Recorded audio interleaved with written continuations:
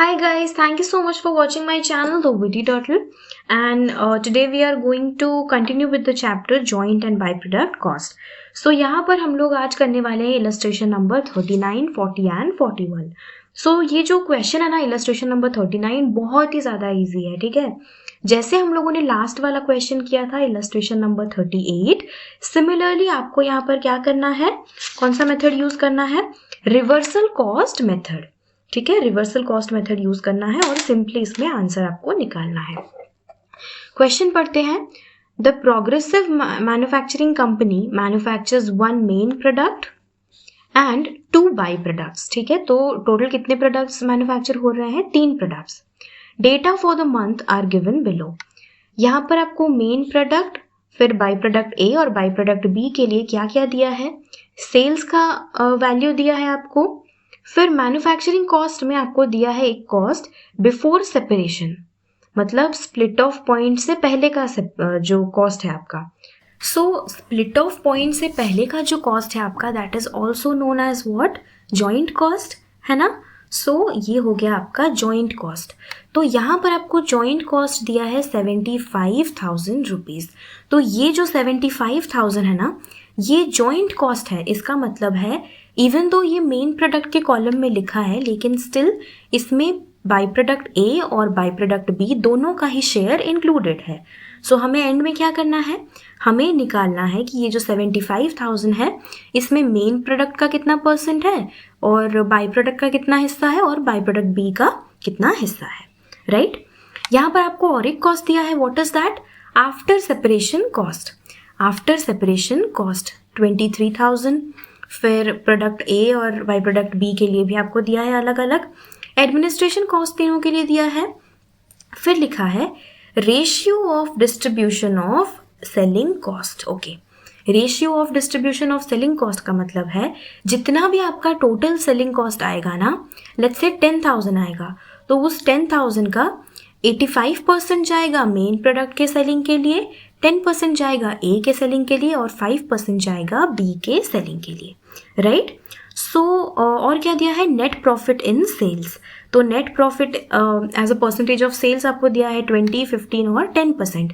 तो ये तो आप कैलकुलेट कर ही सकते हो क्योंकि आपके पास सेल्स का वैल्यू पता है ना। So what do you need to calculate first, आपके पास कौन सा डेटा अवेलेबल नहीं है, देख कर बताओ। आपके पास ये जो सेलिंग कॉस्ट है ये आपके पास अवेलेबल नहीं है। आपको परसेंटेज दिया है किस रेशियो में तीनों प्रोडक्ट्स में डिवाइड करना है, लेकिन किसको डिवाइड करोगे, सेलिंग एक्सपेंसेस तो है ही नहीं यहाँ पर। सो इसीलिए हमें क्या करना है, सबसे पहले सेलिंग एक्सपेंसेस निकालना पड़ेगा। Assuming no beginning and ending inventories. Okay, आपको ये अज्यूम करना है कि यहाँ पर कोई ओपनिंग या क्लोजिंग स्टॉक नहीं है। You need to apportion the joint cost among main product and the by products, है ना। चलो, तो सबसे पहले हम लोग सेलिंग एक्सपेंसेस को कैलकुलेट करेंगे। कैसे कैलकुलेट करेंगे, सेल्स का वैल्यू पता है, उससे हम लोग माइनस कर देंगे नेट प्रॉफिट। नेट प्रॉफिट कितना है आपका, नेट प्रॉफिट 20% इसका, फिर जो प्रोडक्ट ए है उसका 15%, इसका 10%। ये सब हम लोग कैलकुलेट करके उसको ऐड करके टोटल प्रॉफिट जो है वो इन टोटल सेल से हम माइनस कर देंगे। तो हमारे पास क्या आ जाएगा, तीनों प्रोडक्ट्स का मिला के टोटल कॉस्ट कितना आ रहा है, राइट। अब उससे हम लोग क्या माइनस कर देंगे, उससे हम लोग ये जो जॉइंट कॉस्ट है 75,000 प्लस आफ्टर सेपरेशन कॉस्ट, यानी कि जो फर्दर प्रोसेसिंग कॉस्ट इनकर हुआ है उसको माइनस कर देंगे। चलो देखते हैं एक बार बुक में। सोल्यूशन आपको दे दिया यहाँ पर, सेल ऑफ 3 प्रोडक्ट्स, तीनों का मिलाकर हो गया 1,69,000। उससे आप माइनस कर दोगे प्रॉफिट। तीनों का प्रॉफिट आप अलग अलग कैलकुलेट कर ही सकते हो, यहाँ पर परसेंटेज तो दिया ही है। फिर टोटल कॉस्ट आ गया आपके पास। टोटल कॉस्ट से आप जितना आपका जॉइंट और फर्दर प्रोसेसिंग कॉस्ट है उन दोनों को आप ऐड करके इससे माइनस कर दो। माइनस करने के बाद आपके पास ये आ जाएगा आपका जो है manufacturing cost, right, cost of production. Cost of production से आप माइनस कर दोगे एडमिनिस्ट्रेटिव कॉस्ट को। इसको माइनस करने पर आपके पास क्या रह जाएगा, आपके पास सिर्फ और सिर्फ सेलिंग एक्सपेंसेस रह जाएगा। तो फाइनली आपको अपना आंसर मिल गया, राइट। अब हमारे पास सेलिंग एक्सपेंसेस मिल गया। अब हमें क्या करना है, अब सिंपली हमें जॉइंट कॉस्ट को अपॉर्शन करने के लिए एक स्टेटमेंट बनाना है। सेल्स पता है, सेल से आप प्रॉफिट माइनस कर दो, टोटल कॉस्ट आ जाएगा। टोटल कॉस्ट से आप सेलिंग एक्सपेंसेस माइनस कर दो, कॉस्ट ऑफ प्रोडक्शन आ जाएगा। कॉस्ट ऑफ प्रोडक्शन से आप माइनस कर दो एडमिनिस्ट्रेशन कॉस्ट, आपका फिर आ जाएगा मैन्युफैक्चरिंग कॉस्ट। मैन्युफैक्चरिंग कॉस्ट से आप सेपरेट एक्सपेंसेस को माइनस कर दोगे तो टोटल जो आपका 75,000 का जॉइंट कॉस्ट है वो किस रेशियो में अपॉर्शन हुआ है वो आपको पता चल जाएगा, है ना। ये बहुत ही इजी चैप्टर है, इसमें बस थोड़ा सा आपको स्टेप्स याद रखना है, कौन से क्वेश्चन में कैसे करना है और थोड़ा सा कॉमन सेंस यूज़ करना है, बस ये चैप्टर आपका कंप्लीट हो जाएगा। चलो देखते हैं नेक्स्ट क्वेश्चन में। Next is illustration number 40। Question बोल रहा है in a factory producing joint products of 2 varieties. एक फैक्ट्री है जो कि 2 तरह के जॉइंट प्रोडक्ट्स को मैन्युफैक्चर कर रही है। The following data are extracted from the books. तो ये जो डेटा है ये बुक से एक्सट्रैक्ट किया गया है। दोनों प्रोडक्ट्स का सेल वैल्यू कितना है ये आपको दिया है। डायरेक्ट मटेरियल, डायरेक्ट लेबर दोनों का वैल्यू दिया है। और क्या बोल रहा है, वेरिएबल ओवरहेड जो है आपका that is 1,65,000 and it is also 150% of labour. इसका 150% कितना है, 1,65,000 ओनली। फिर आपका फिक्स्ड ओवरहेड कितना इनकर हुआ है वो भी आपको यहाँ पर दिया है। फिर बोल रहा है the analysis of sales reveals that the percentage of sale of product x is 66.666%। चलो इसका मतलब समझते हैं कि percentage of sales of product x, जितना आपका टोटल सेल्स हुआ है ना यहाँ पर, इसका 66.66% है आपका प्रोडक्ट एक्स का सेलिंग। इसको अगर हम एक्स और वाई दोनों में डिवाइड कर दें तो एक्स का कितना हो जाएगा, 7,50,000 को अगर हम 7,50,000 इसका अगेन 66.6666%, तो ये आपका आ जाएगा 5 lakh rupees 5 lakhs. So now tell me what will be the sales value of byproduct Y? The remaining that is 2,50,000, है ना। ये हो गया। अब क्या करना है आपको, फर्दर देखते हैं। क्वेश्चन बोल रहा है management contemplates to process further joint products so that they could be sold at higher rates. तो यहाँ पर ये हमें ये जो हमें सेल वैल्यू दिया है ये कहाँ पर है, this is at the split off point, right, at the split off point. तो यहाँ पर बोल रहा है कि जो मैनेजमेंट है ऑर्गेनाइजेशन का, वो लोग एक सेकंड थॉट ले रहे हैं, वो लोग दोबारा ये सोच रहे हैं कि क्यों ना हम प्रोडक्ट एक्स और वाई को फर्दर प्रोसेसिंग करेंगे थोड़ा और कॉस्ट इनकर करके, सो दैट हम लोग उनको हायर प्राइस पे सेल कर सकें, क्योंकि इस चीज़ का फैसिलिटी उनके पास अवेलेबल है। The additional expenditure for the further process and total sales anticipated. तो ये लोग एंटिसिपेट कर रहे हैं कि अगर फर्दर प्रोसेसिंग करेंगे इस पर तो टोटल सेल्स कितना होगा। Anticipated at higher selling prices are given below. Higher selling prices, तो अगर फर्दर प्रोसेसिंग करेंगे तो वो लोग कितने में उसको सेल कर पाएंगे उसका एक एस्टिमेशन यहाँ पर दिया है। तो आपको क्या करना है, इस प्रपोजल पे अपना रिकमेंडेशन देना है। सो देखते हैं यहाँ पर क्या दिया है। Sales after further processing, okay, इसको आप 6 lakhs में सेल कर सकते हो और प्रोडक्ट वाई को आप 3 lakhs में सेल कर सकते हो। वेरएज अगर आप उसको स्प्लिट ऑफ पॉइंट पर सेल करते तो आप उसको 5 lakhs और इसको 2.5 lakhs में सेल कर पाते, राइट। तो यहाँ पर जो भी हो सेल्स वैल्यू आपका बढ़ रहा है। अभी हमें कंपेयर करना है which is better, selling at split off point और selling after a further processing. तो ये हम कैसे कैलकुलेट करेंगे, ये हम कैसे जज करेंगे। हम पहले निकालेंगे कि यहाँ पर प्रॉफिट कितना हो रहा था और यहाँ पर प्रॉफिट कितना हो रहा है। पहले हम लोग कैलकुलेट करेंगे कि यहाँ पर सेल्स आफ्टर फर्दर प्रोसेसिंग कितना है, उससे हम लोग जो हमारा कॉस्ट इनकर हो रहा है फर्दर प्रोसेसिंग के लिए उसको माइनस करेंगे। उसको माइनस करने पर हमें पता चल जाएगा क्या कि प्रॉफिट या फिर जितना भी आपका लॉस हो रहा है या फिर प्रॉफिट हो रहा है उसमें कितना ज़्यादा बढ़ रहा है, कितना इम्प्रूवमेंट हो रहा है या डिक्रीमेंट हो रहा है, ये चीज़ हमें देखना है। सो यहाँ पर हम क्या करेंगे, एडिशनल मटेरियल और डायरेक्ट लेबर भी दोनों के लिए हमें दिया ही हुआ है। सो यहाँ पर हम लोग सबसे पहले देखेंगे सेल्स आफ्टर फर्दर प्रोसेसिंग कितना हो रहा है। सो यहाँ पर एक इम्पॉर्टेंट चीज़ मैं आपको बताना चाहूँगी कि जब भी आपको ऐसा क्वेश्चन दिया रहे जिसमें 2 प्रपोजल्स हों और दोनों में आपको कंपेयर करना है, तो उस केस में हम लोग क्या करते हैं, हम लोग उसका you need to calculate incremental profit और लॉस। ठीक है, इंक्रीमेंटल प्रॉफिट और लॉस क्या होता है, या तो आप उन दोनों का अलग अलग से मतलब प्रीवियस प्रपोजल और जो नया प्रपोजल है उन दोनों का आप अलग अलग से प्रॉफिट लॉस कैलकुलेट कर सकते हो, या फिर आप इस मेथड में डायरेक्टली ये देख सकते हो कि दोनों के प्रॉफिट में कितना डिफरेंस आ रहा है ना। सो यहाँ पर देखते हैं इसमें क्या करना पड़ता है।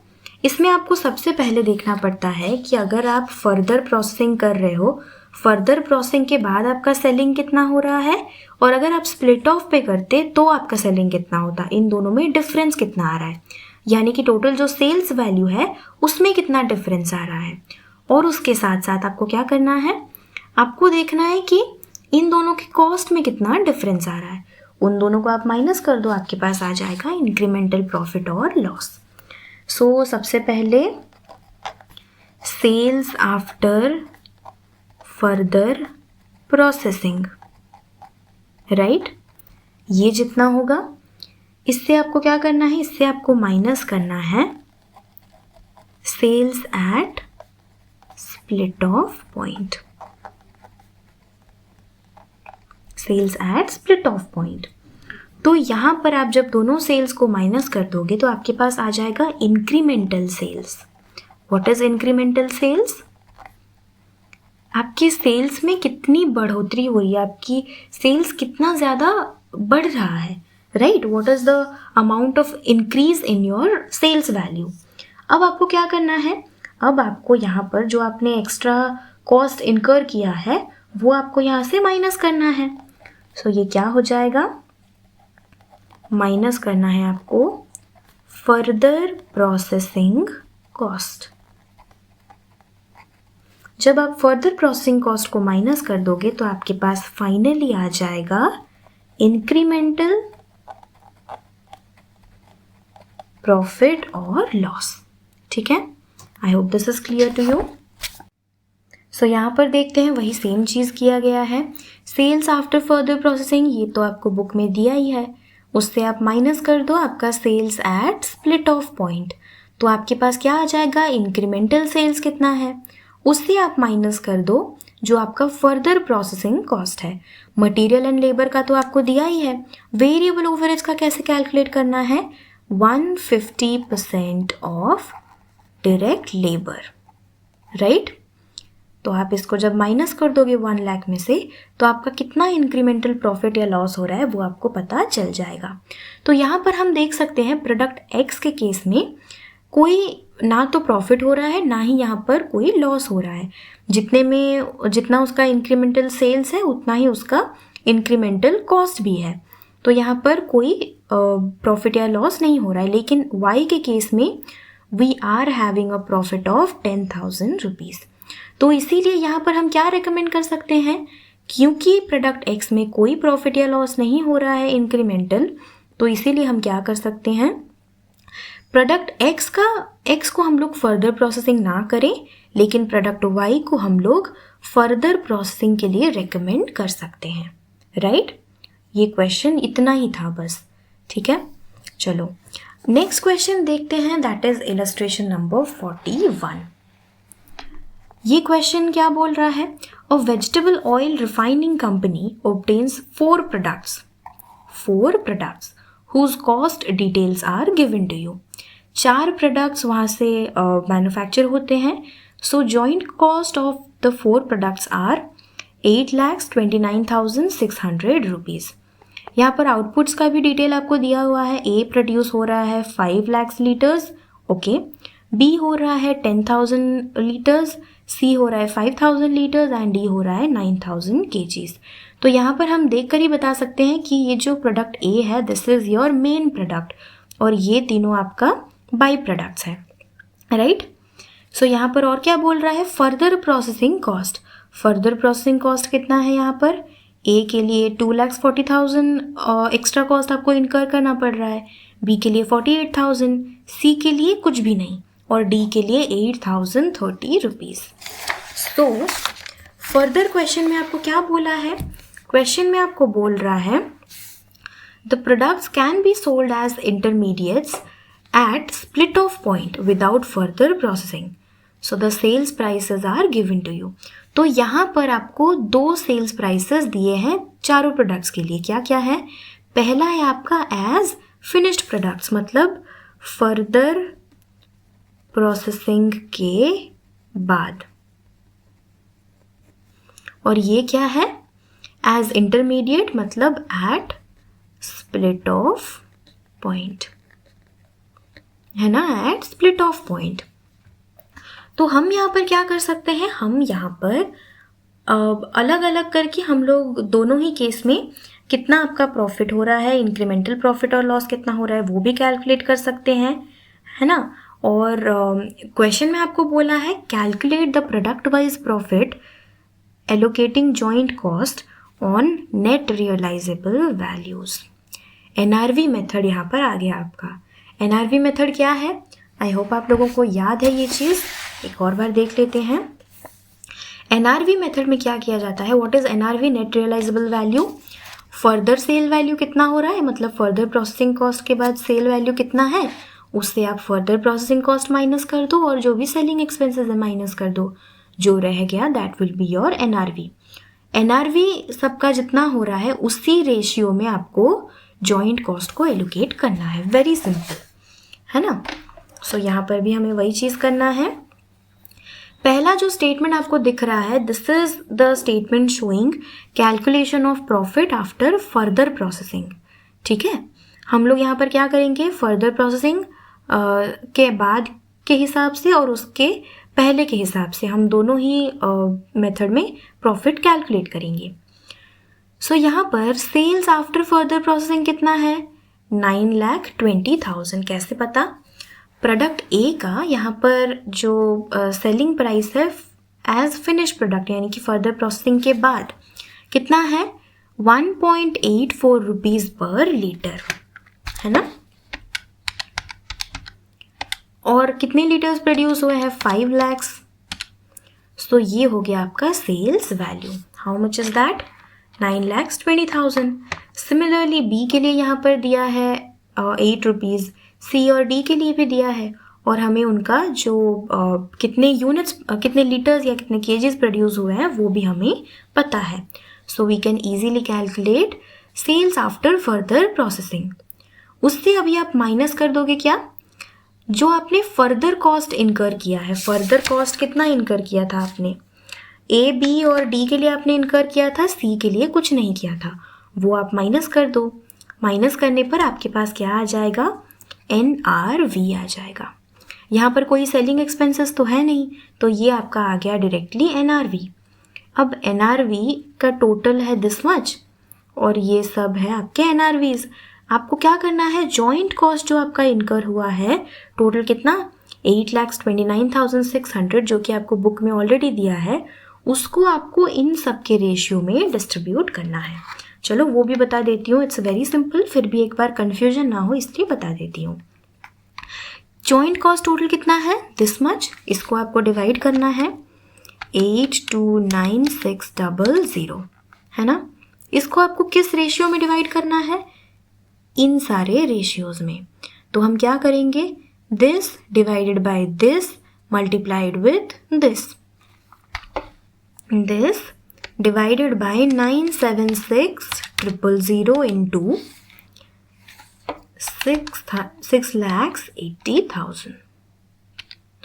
आंसर आ गया आपका कितना, जॉइंट कॉस्ट ए के लिए हमने कितना एलोकेट कर दिया, सॉरी अपॉर्शन कर दिया, 5,78,000 रुपीज़।